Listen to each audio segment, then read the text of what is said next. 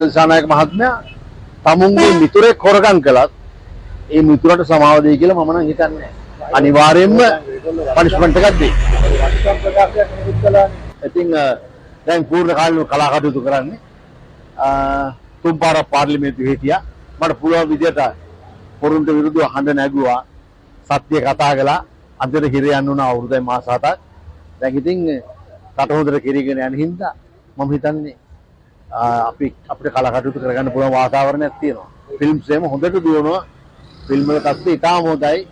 මේ ටිකේ ආපු ෆිල්ම්ස් එකම සාර්ථක වුණා. සිනමාවට ස්වර්ණමය යුගයක් උදා වෙලා තියෙනවා. ඒ කියන්නේ නැවත දේශපාලනයට එන්න අදහසක් නැත්තේම නැද්ද? එහෙම කියලා නෑ. මම හිතන්නේ මේ කාලේ හරි විදිහට හොරු අල්ලගෙන යනවා.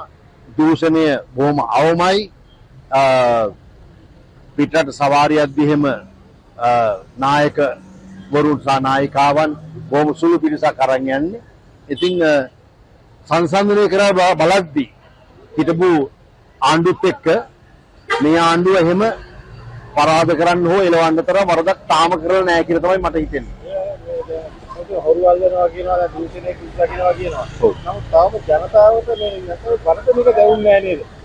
එහෙම කියන්න බෑනේ මල්ලි. දැන් හොරු කී දෙනෙක් ඉරේ ඉන්නවද? නම් කියන්න බෑ. මට ආයෙ නඩුවට. දැන් හොරු රාශියක් ඉරේ ඉන්නවා. අදත් මම දැක්කා ඒ සියලු දේපල රාජසන්තර කරලා තියෙනවා. කෝටි ගණන් වල අර පනතක් අලුතෙන් ඇවිල්ලා තියෙනවානේ. අපරාධ වලට අදාළ අපරාධ හා සම්බන්ධ සොයාගත් වත්කම් සියලු දේවල් රාජසන්තර කිරීමේ පනත. ඒක අපූර්වට ක්‍රියාත්මක වෙනවා. මම අදත් දැක්කා.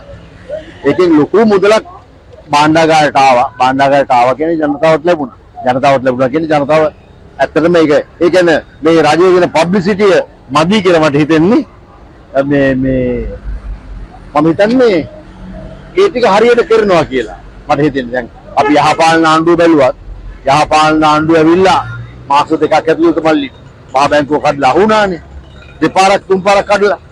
ඉතින් එහෙම දෙයක් මේගොල්ලන්ගේ උන්නේ නැහැ. මම මේගොල්ලන්ගේ සර්ව සම්පූර්ණ නිර්දෝෂ කරනවා නෙමෙයි. යම් යම් මේ දේවල් තියෙනවා පොඩි දේවල්. කියනවානේ කතා බොරු කියනවා පච ගහනවා කියනවා.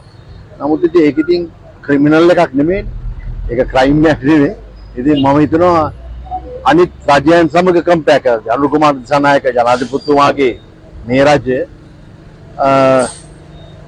ඒ අයට වඩා 100%ක්ම හොඳයි වගේ කියලා මට නම් හිතෙන්නේ අවංකව. මට නම් කමන්නේ යකෙක් හරි කමන්නේ ඇවිල්ලා මේ රට හදනවා නම් මම සහයෝගය දෙනවා. කවුරුවත් දන්නේ නැහැ. මම අර කැපුවත් කොළ කැපුවත් නිල් කැපුවත් රතු කැපුවත් කහ මේ ඡන්දදායකෙක්ව පුරවැසියෙක්වත් නෙමෙයි. ඉතින් මම හිතනවා කවුරු හරි ඇවිල්ලා මේ රට හදනවා නම් ඒකට මගේ සහයෝගය තියෙනවා. දැනට මේ නීතිය ඊටාම පුදුන් ක්‍රියාත්මක වෙනවා. හොරු ටික අල්ලනවා. ඒ රාජ භාණ්ඩාගාරයේ මුදල් ටික යනවා. මත්කුඩු අල්ලනවා. අපරාධ සංස්කෘතිය හැම පිටින්ම නැති වෙගෙන යනවා. අපරාධකාරෝ අවු වෙනවා. අල්ලන්න බෑ කිව්ව අපරාධකාරෝ නේපාලේ වගේ රටවලට ගිහලා අල්ලන් ඇවිල්ලා තිනවා. ඉතින් ජනතාව සතුටින් ඉන්නවා කියලා පේන්න හොඳම දෙයක් තමයි පාරවල් සෙනගේ පිළිලා shopping යනවා. සිනමාවට හොඳයි. ඒ වගේ තත්ත්වයක් තියෙනවා කියලා මට හිතෙනවා. මම දන්නේ මගේ අවංක මතය. අධිකරණ ප්‍රාදේශීය සභාවේ සභාපතිවරයා ඊයේ රාත්‍රියේ එතකොට මේ ඔස්සේ ගොඩක් මේ සභාපතිවරයාගේ තියෙන ආසාද ක්‍රියාකාරයන් ගොඩක් ඉතිරි වෙනවා. එතකොට මේ වගේ කෙනෙක් ඉපැක්කේ දැන් කඩෙන් දැම්මේ දාලා තියෙනවා. ඒවා ඔබතුමා කියන මොකද හිතන්නේ? ඇයි දැම්මේ කියලා මගෙන් අහන්නේ මමද දැම්මේ? ඉතින් ඔව් දැන් මල්ලි නඩු අටක් තියනවලු එතුමාට නේද? ඉතින් පාතාලේ සමාජිකයෙක්ලු. ඉතින් පාතාල සමාජිකයව ඡන්දෙන් පත් කරලා තියෙන ජනතාවනේ. මම ඒකනේ කිව්වේ එදා ඉඳලා මේ ඔක්කොම හොරු මල්ලි මේ ඔක්කොම යාළුවෝ කියලා. ඉතින් ඒ දේවල් අද ඇත්ත වෙලා තියෙනවනේ. ඒ කියන්නේ මේ හොරු යාළුවෝ. ඉතින් ඒගොල්ලෝ ඡන්ද වලට නාම යෝජනාවක් දෙනවා. ආයෙපත් වෙනවා. ඒගොල්ලෝ ඉහළ තැන් වලට යනවා. ඊට පස්සේ අර සනුහරේටම ඇතින හොරකම් කරනවා. ඒවද අහුවෙලා තියෙනවා. ඒක මාලිමාවටත් කරන්නේ. ඒ කතාව මාලිමාවටත් බලන්නද? මාලිමාවට මල්ලි ඇත්තට මාලිමාවක් කියන්නේ මේ රටේම බත් මාළු කන ජනතාවන්නේ මාලිමාවෙත් ඉන්නේ. මාලිමාව කියලා මල්ලි මේ පිටසක්වල ජීවීන් කට්ටියක් ඇවිල්ලා නැහැ මාලිමාව.